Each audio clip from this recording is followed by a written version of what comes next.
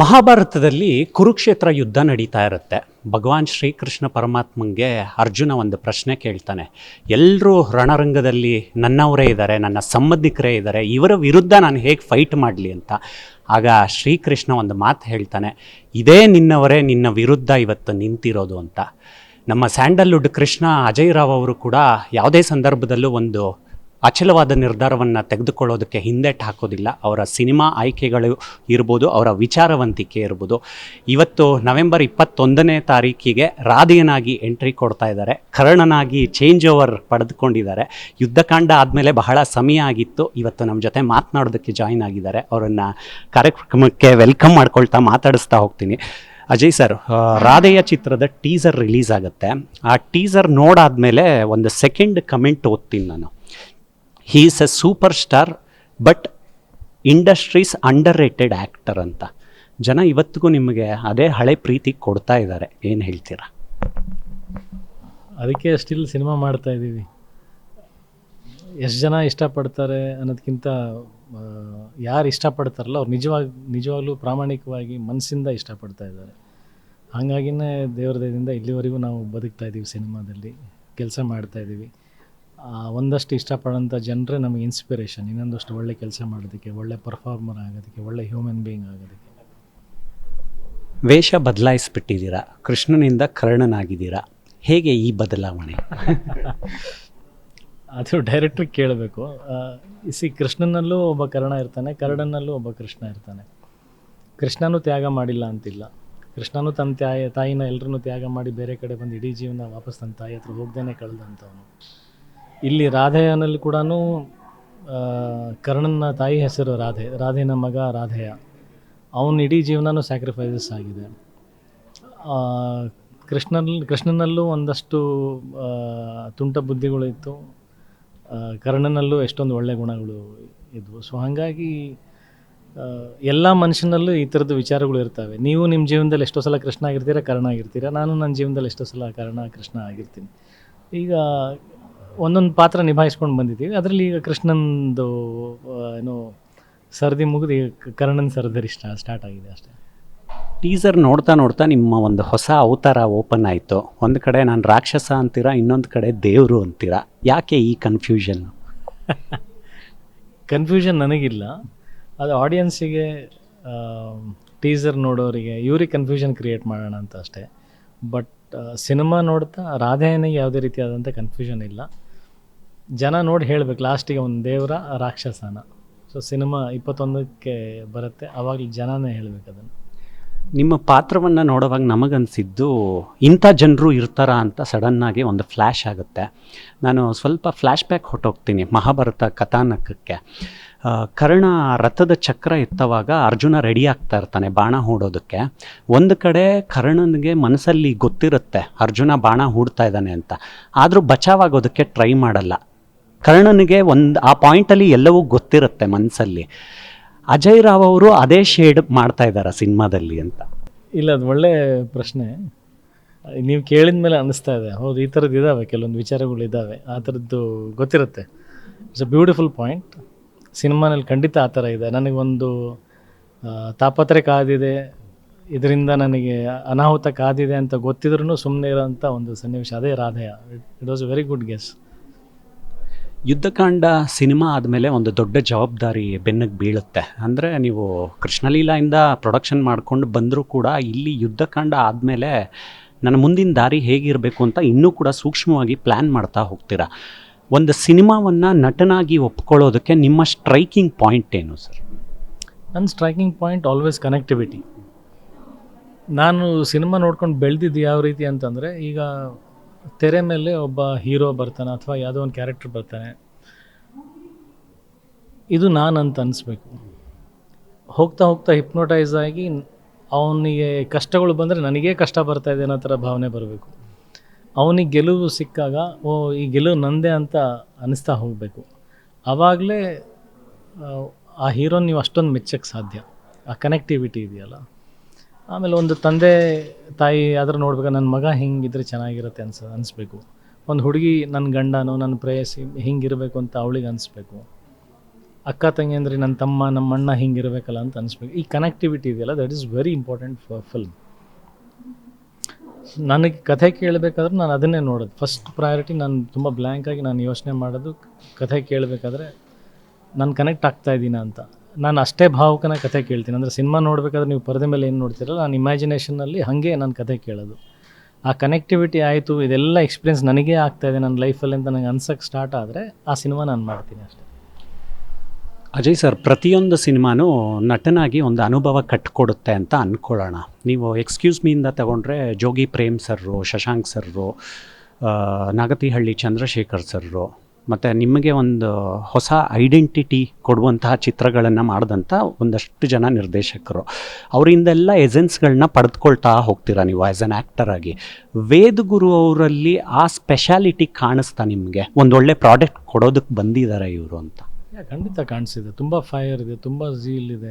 ಇಲ್ಲಿ ಹೊಸಬ್ರು ಹಳುಬ್ರು ಅನ್ನೋದು ಮ್ಯಾಟ್ರ್ ಆಗಲ್ಲ. ಹಂಗರ್, ನಿಮಗೆ ತುಡಿತ ಎಷ್ಟಿದೆ, ಎಷ್ಟು ಹಸುವಿದೆ, ಈ ಸಿನಿಮಾನ ಜನಕ್ಕೆ ತೋರಿಸ್ಬೇಕು, ಈ ಸಿನಿಮಾನ ಜನ ಹಿಂಗೆ ನೋಡಿದರೆ ಇಷ್ಟಪಡ್ತಾರೆ, ಅವೆಲ್ಲ ಒಂದು ಕಾನ್ಷಿಯಸ್ನೆಸ್, ಭಯ, ಆನೆಸ್ಟಿ, ಹಂಗರ್ ಇವೆಲ್ಲ ಇರುತ್ತಲ್ಲ, ಅದು ಬಹಳ ಮುಖ್ಯ ಆಗುತ್ತೆ. ಹೋಗ್ತಾ ಹೋಗ್ತಾ ನೀವು ಲೇಸಿಯಾಗಿ ಸೋಮಾರಿತನದಿಂದ ಒಬ್ಬ ಹೀರೋ ಸಿಕ್ಕಿದ್ದಾನೆ, ಕತೆ ಸಿಕ್ಕಿದೆ, ಪ್ರೊಡ್ಯೂಸರ್ ಸಿಕ್ಕಿದ್ದಾರೆ, ಸಿನಿಮಾ ಮಾಡೋಣ ಅನ್ನೋ ಒಂದು ಲೇಸಿನೆಸ್ಸಿಗೂ ದಿನನಿತ್ಯ ಆ ಹಂಗರ್ ಇನ್ಕ್ರೀಸ್ ಆಗ್ತಾ ಹೋಗ್ಬೇಕು. ಇವಾಗ ನಾವು ಊಟ ಮಾಡಿದ್ರೆ ಏನಾಗುತ್ತೆ, ಹೊಟ್ಟೆ ತುಂಬುತ್ತೆ. ಒಳ್ಳೆ ಸಿನಿಮಾ ಮಾಡ್ತಾ ಮಾಡ್ತಾ ಮಾಡ್ತಾ ಚೆನ್ನಾಗಿ ಬರ್ತದೆ ಅಂತಂದ ಏನಾಗುತ್ತೆ, ಇದು ಯಾವ ಥರದ ವಿಧಾನ ಅಂದರೆ ಹಸಿವು ಜಾಸ್ತಿ ಆಗ್ತಾ ಹೋಗುತ್ತೆ. ಸೊ ನಾನು ಅದೇ ಥರ ಆಶ್ರಮದಲ್ಲೇ ಕೆಲಸ ಮಾಡೋದು. ಚೆನ್ನಾಗಿ ಬರ್ತಾ ಇಲ್ಲ ಅಂತಂದಾಗ ಆ್ಯಕ್ಚುಲಿ ಕುಗ್ತಾ ಇರ್ತೀವಿ, ಚೆನ್ನಾಗಿ ಬರ್ತಾ ಇದೆ ಅಂದಾಗ ಹಸಿವು ಜಾಸ್ತಿ, ಜಾಸ್ತಿ ಫೈರ್, ಜಾಸ್ತಿ ಎಕ್ಸೈಟ್ಮೆಂಟ್. ಸೊ ಆ ಪ್ರಾಸೆಸ್ ಕಂಡಿದೆ ನನಗೆ ವೇದಗುರು ಅವರಲ್ಲಿ ರಾಧೆಯ ಸಿನಿಮಾ ಮಾಡಬೇಕಾದ್ರೆ. So that's it self is A confidence. ಆ ಎಸೆನ್ಸೇ ಸಾಕು. That essence is my confidence. ದಿನದಿಂದ ದಿನಕ್ಕೆ ಸಿನಿಮಾ ಕಲ್ಚರು ಬದಲಾಗ್ತಾ ಇರೋದನ್ನು ನೋಡ್ತಾ ಇದ್ದೀವಿ. ವ್ಯೂಯಿಂಗ್ ಕೂಡ ನಿಧಾನಕ್ಕೆ ಬೇರೆ ಬೇರೆ ಹಂತವನ್ನು ಪಡೆದುಕೊಳ್ತಾ ಇದೆ. ನೀವು ತಾಜ್ ಮಹಲ್ ಫಿಲಮ್ ಮಾಡಿದಾಗ ನಿಮ್ಮ ಡ್ರೆಸ್ಸಿಂಗ್ ಸೆನ್ಸು, ನಿಮ್ಮ ಸ್ಟೈಲ್ನೆಲ್ಲ ಯುವಕರು ಫಾಲೋ ಮಾಡೋದಕ್ಕೆ ಶುರು ಮಾಡ್ತಾರೆ. ಒಂದು ರೀಕಾಲು, ಸಾಗರ್ ಥಿಯೇಟ್ರಲ್ಲಿ Krishnan love story cinema release ಆದಾಗ ನೀವು ಓಡಿಸೋ ಬೈಕು ಥಿಯೇಟ್ರು ಆಚೆ ಹಾಕಿರ್ತಾರೆ, ಅದೊಂದು ಟ್ರೆಂಡ್ ಆಗಿರುತ್ತೆ. ಈ ಸಿನಿಮಾ ಪ್ರೀತಿ ಈಗಿನ ಟ್ರೆಂಡ್ಗೆ ಇಲ್ಲ ಅನ್ಸುತ್ತಾ, ಆಗ ಇದ್ದಿದ್ದು? ಅಲ್ಲಿ ಏನು ಟ್ರೆಂಡಿಂಗ್ ಇಲ್ಲ ಅಂತ ಹೇಳೋದು ತಪ್ಪಾಗುತ್ತೆ. ಇದ್ದಾರೆ ಆ ಥರ ಸಾಕಷ್ಟು passionate film makers, passionate actors ಇವತ್ತಿಗೂ ಇದ್ದಾರೆ. ಅದಕ್ಕೆ ಅಲ್ವಾ ನಮ್ಮ ಕನ್ನಡದಿಂದ ಆ ಥರದ ಸಿನಿಮಾಗಳು ದೇಶಾದ್ಯಂತ ಹಂಗೆ ಹೆಸರು ಮಾಡೋಕ್ಕೆ ಸಾಧ್ಯ ಆಗಿರೋದು. ಆ ಪ್ಯಾಷನ್ ಇಲ್ಲದಿದ್ದರೆ ಎಲ್ಲಿಂದ ಆಗ್ತಾಯಿತ್ತು. ಬಟ್ ಏನಾಗುತ್ತೆ, ನಿರೀಕ್ಷೆಗಳು ಆಡಿಯನ್ಸಿಂದ ಜಾಸ್ತಿ ಆಗ್ತಾ ಹೋಗಿದೆ ಬಿಟ್ಟರೆ ನಮ್ಮಲ್ಲಿ ಫಿಲ್ಮ್ ಮೇಕರ್ಸು ಆ ಪ್ಯಾಷನ್ ಇಲ್ಲ ಅನ್ನೋದು ಸುಳ್ಳಾಗುತ್ತೆ. ಮೇ ಬಿ ನಮ್ಮ ಗಮನಕ್ಕೆ ಬಂದಿಲ್ವೋ ಏನೋ ಗೊತ್ತಿಲ್ಲ, but I don't agree with this point. ಈಗ ಕ್ರಿಯೇಟಿವ್ ಆಗಿ ಒಂದು ಕೊಲಾಬ್ರೇಟಿವ್ ವರ್ಕ್ ಮಾಡೋರಿಗೆ ಸಿನಿಮಾದವರು ಅಂತ ಅಂದ್ಕೊಳ್ಳೋಣ. ಕಾಂಪಿಟೇಷನ್ನು, ಫಾಲ್ಸ್ ರೇಸು, ಈ ಪದಗಳೆಲ್ಲ ಸೂಟ್ ಆಗಲ್ಲ. ಆದರೂ ಒಂದು ಹಂತದಲ್ಲಿ ನಿಂತ್ಕೊಂಡು ಯೋಚನೆ ಮಾಡುವಾಗ ನೀವು ಟ್ರ್ಯಾಕಲ್ಲಿ ಯಾರ್ಯಾರು ಓಡ್ತಾ ಇದ್ದಾರೆ ಅಂತ ನೋಡ್ತೀರಾ, ಅಥವಾ ಬರೀ ನಿಮ್ಮ ಟ್ರ್ಯಾಕ್ ಮೇಲೆ ಗಮನ ಹರಿಸ್ತೀರಾ? ನನ್ನ ಟ್ರ್ಯಾಕ್ ಮೇಲೆ ಸಿ, ಇಂಡಸ್ಟ್ರಿ ಕನ್ಸರ್ನ್ ಬೇರೆ, ಇಂಡಿವಿಜುವಲ್ ಕರಿಯರ್ ಮೇಲೆ ಇರತಕ್ಕಂಥ ಕನ್ಸರ್ನ್ ಬೇರೆ. ನಾನು ಇಂಡಿವಿಜುವಲಿ ನಾನು ಸರ್ವೈವ್ ಆಗಬೇಕಂದ್ರೆ on a whole industry survive ಆಗಿರಬೇಕು. ಸಿ, ಒಂದು ಕಾಡಲ್ಲಿ ನಾವು ಇವತ್ತು ಯಾಕೆ ಹುಲಿಗಳನ್ನು, ಚಿರತೆಗಳನ್ನು, ಸಿಂಹಗಳನ್ನು ಯಾಕೆ ಉಳಿಸ್ತಾ ಇದ್ದೀವಿ ಹೇಳಿ? ಅದರ ಸೇವ್ ಟೈಗರ್ಸ್ ಅಂತೀವಿ. ಯಾಕೆ ಹೇಳಿ? ಟೈಗರ್ ಇದ್ದಷ್ಟು ಅದಕ್ಕೆ ಅಷ್ಟು ಆಹಾರ ಸಿಗ್ತಾ ಇದೆ ಅಂತಂದರೆ, ಅಷ್ಟು ಜಿಂಕೆಗಳು, ಅಷ್ಟು ಸಸ್ಯಾಹಾರಿ ಪ್ರಾಣಿಗಳು ಸಿಗ್ತಾ ಇದೆ ಅಂತ ಅರ್ಥ. ಅಷ್ಟು ಸಸ್ಯಾಹಾರಿ ಪ್ರಾಣಿಗಳು ಸಿಂಹ, ಹುಲಿಗೆ ಸಿಗಷ್ಟು ಇರಬೇಕಂತಂದರೆ ಕಾಡು ಅಷ್ಟು ದಟ್ಟವಾಗಿ, ಅಷ್ಟು ಗಟ್ಟಿಯಾಗಿರಬೇಕು. ಕಾಡು ಅಷ್ಟು ಹಸಿರಾಗಿ, ಅಷ್ಟು ದೊಡ್ಡದಾಗಿ ಕಾಡಿದ್ರೆ ಮಾತ್ರ ಹುಲಿ ಸರ್ವೈವ್ ಆಗೋಕ್ಕೆ ಸಾಧ್ಯ. ಸೊ ಆನ್ ಎ ಹೋಲ್ ನೀವು ಕಂಪೇರ್ ಮಾಡ್ಕೊಂಡ್ರೆ ಇಂಡಸ್ಟ್ರಿನೂ ಹಾಗೆ. ಸಾಕಷ್ಟು ಸಿನಿಮಾಗಳು ಪ್ರೊಡ್ಯೂಸ್ ಆಗ್ತಾ ಇರಬೇಕು, ಸಾಕಷ್ಟು ಜನ ನಿರ್ಮಾಪಕರು ಬರ್ತಾ ಇರಬೇಕು, ಸಾಕಷ್ಟು ಜನ ರೈಟರ್ಸ್ ಬರ್ತಾ ಇರಬೇಕು, ಸಿನಿಮಾಗಳು ನಡೀತಾ ಇರಬೇಕು. ಅದು ಆನ್ ಎ ಹೋಲ್ ಅಟ್ಮಾಸ್ಫಿಯರ್ ಅದು ಗಟ್ಟಿಯಾಗಿರಬೇಕು. ಇಂಡಿವಿಜುವಲ್ ಟ್ರ್ಯಾಕ್ ಅಂತ ಬಂದಾಗ ಅವನೇನು ಮಾಡ್ತಿದ್ದಾನೆ, ಇವನೇನು ಮಾಡ್ತಿದ್ದಾನೆ, ಇವನು ಗೆದ್ದ ನಾನು ಗೆಲ್ಲಿಲ್ವ, ಇದು ಇಲ್ಲ. This is individual track. ನನ್ನ ಹಿಂದಿನ ಸಿನಿಮಾಗಿಂತ ನನ್ನ ನೆಕ್ಸ್ಟ್ ಬರೋ ಸಿನಿಮಾ ಚೆನ್ನಾಗಿರಬೇಕು, ಹಿಂದಿನ ಕಲೆಕ್ಷನ್ಗಿಂತ ನಂದು ಈ ಸಿನಿಮಾ ಚೆನ್ನಾಗಿ ಆಗಬೇಕು. This is my individual track, there is no competition. ಒಂದು ಸಲ ಪತ್ರಕರ್ತರೆಲ್ಲ ಕೂತಾಗ ಬಹಳ ಪರ್ಸ್ನಲ್ ಆಗಿ ಒಂದಷ್ಟು ವಿಷಯಗಳನ್ನ ನೀವು ಹಂಚ್ಕೊಂಡಿದ್ರಿ.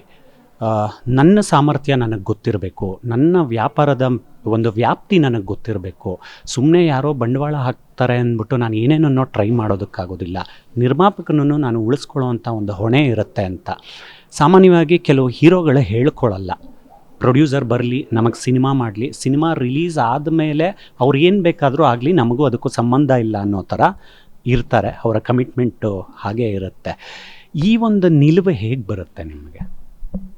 ಅಲ್ಲ, ಇದನ್ನ ನಾನು ಹೇಳಿದ್ನಲ್ಲ, ಇದು ಸೆಲ್ಫ್ ಕಾನ್ಷಿಯಸ್ನೆಸ್ ಅಥವಾ ನನ್ನ ಸೆಲ್ಫ್ ಕನ್ಸರ್ನ್ ಅಲ್ಲ, ಇದು ಇಂಡಸ್ಟ್ರಿ ಕನ್ಸರ್ನ್. ಒಬ್ಬ ನಿರ್ಮಾಪಕ ಬಂದವನು ಅವನಿಗೆ ಹಾಕಿದ ಕಾಸು ವಾಪಸ್ ಬಂದರೆ ಅವ್ನು ನಾಳೆ ನನ್ನ ಸಿನಿಮಾ ಮಾಡ್ತಾನೆ, ಇನ್ನೊಬ್ಬನ ಸಿನಿಮಾ ಮಾಡ್ತಾನೆ ಅಲ್ವಾ. So that is how industry will run. ಎಲ್ಲ ಹೀರೋಗಳದ್ದು ಸಿನಿಮಾಗಳು ಓಡೋಕ್ಕೆ ಸ್ಟಾರ್ಟ್ ಆದರೆ, ಎಲ್ಲ ಸಿನಿಮಾಗಳು ಅಂದರೆ ಎಲ್ಲ ಹೀರೋಗಳ ಸಿನಿಮಾ ಹಾಕಿದ ಬಂಡವಾಳ ತಕ್ಕ ಮಟ್ಟಿಗೆ ಬರೋಕ್ಕೆ ಸ್ಟಾರ್ಟ್ ಆದರೆ ಇನ್ನೊಂದಷ್ಟು ನಿರ್ಮಾಪಕರು ಬರ್ತಾರೆ. Industry will start growing bigger, big fat ಇಂಡಸ್ಟ್ರಿಯಾಗಿ ಗ್ರೋ ಆಗುತ್ತೆ. ಅದು ಇದು ಅಟ್ಮಾಸ್ಫಿಯರ್ ಕನ್ಸರ್ನ್ ಇದೆ ಅಷ್ಟೇ. ಡಬ್ಬಿಂಗ್ ಪ್ರೋಸೆಸ್ ಎಲ್ಲ ಆಗಿ ಫೈನಲ್ ಪ್ರಿಂಟ್ ನೋಡುವಾಗ ಒಬ್ಬ ಪ್ರೇಕ್ಷಕನಾಗಿ ರಾಧೆಯ ಎಷ್ಟು ಮಜಾ ಕೊಡ್ತು ನಿಮಗೆ? ಅದೇ ನಾನು ಹೇಳಿದ್ನಲ್ಲಿ, ಹೋಗ್ತಾ ಹೋಗ್ತಾ ಅದೇನಾಗ್ಬಿಡುತ್ತೆ, ನಮ್ಮ ಎಕ್ಸೈಟ್ಮೆಂಟ್ ಬೇರೆ, ನಮಗೆ ಇನ್ನೂ ಹಸಿವು ಆಗ್ತಾ ಇದೆ. ಈ ಹಸಿವು ಯಾವ ಥರ ಅಂದರೆ ನಮಗಾಗಿರೋ ಖುಷಿ ಆಡಿಯನ್ಸಿಗೂ ಆಗಬೇಕು, ನಮಗೆ ಸಿಕ್ಕಿರ್ತಕ್ಕಂಥ ಮಜಾ ಆಡಿಯನ್ಸಿಗೆ ಸಿಗುತ್ತೆ ಅಂತ ನಂಬಿಕೆ ಹಾಕ್ಕೊಂಡು ಕೂತ್ಕೊಂಡ್ಬಿಟ್ರೆ ಅದು ದಡ್ತನ ಆಗುತ್ತೆ. ಆ ಆಸೆ, ಆ ಬಯಕೆ ಇನ್ನೂ ಇದೆ, ಅದು 21ಕ್ಕೆ ಗೊತ್ತಾಗೋದು. ಕೊನೆಯದಾಗಿ ಸರ್, ಈಗ 21ಕ್ಕೆ ರಾಧೆಯ ಸಿನಿಮಾ ರಾಜ್ಯಾದ್ಯಂತ ರಿಲೀಸ್ ಆಗ್ತಾ ಇದೆ. ಒಂದು ಹಳೆ ಘಟನೆ ನೆನಪಾಯಿತು. ಒಂದು ಸಲ ಕೇಳೋಣ ಅಂತ ಅಂದ್ಕೊಂಡಿದ್ದೆ ಇಂಟರ್ವ್ಯೂನಲ್ಲೇ. ಆಫ್ ದ ರೆಕಾರ್ಡ್ ಕೇಳೋದು ಬೇರೆ, ಆನ್ ದ ಸ್ಕ್ರೀನೇ ಕೇಳೋದು ಬೇರೆ. ನೀವು ಇಂಡಸ್ಟ್ರಿಯಲ್ಲಿ ಔಟ್ಸೈಡರ್ ಆಗಿ ಕಾಲಿಟ್ಟವರು, ಯಾವುದೋ ಒಂದು ಸಿನಿಮಾ ಶೂಟಿಂಗ್ಗೆ ನೀವು ಆ್ಯಕ್ಟ್ ಮಾಡೋದಕ್ಕೆ ಹೋಗಿದ್ದಾಗ ಕಳ್ಳ ಅಂತ ಅಂದ್ಕೊಂಡು ಹೊಡೆದ್ಬಿಟ್ಟಿರ್ತಾರೆ ನಿಮಗೆ. ಅಲ್ಲಿಂದ ಕಟ್ ಮಾಡಿದ್ರೆ ಇವತ್ತು ನಟನಾಗಿ ನಿರ್ಮಾಪಕನಾಗಿ ಗುರುತಿಸ್ಕೊಂಡಿದ್ದೀರಾ. ಒಂದು ಸಲ ಟೋಟಲ್ ರೀಕಾಲ್ ಮಾಡಿಕೊಂಡ್ರೆ ಏನನ್ಸುತ್ತೆ ನಿಮಗೆ?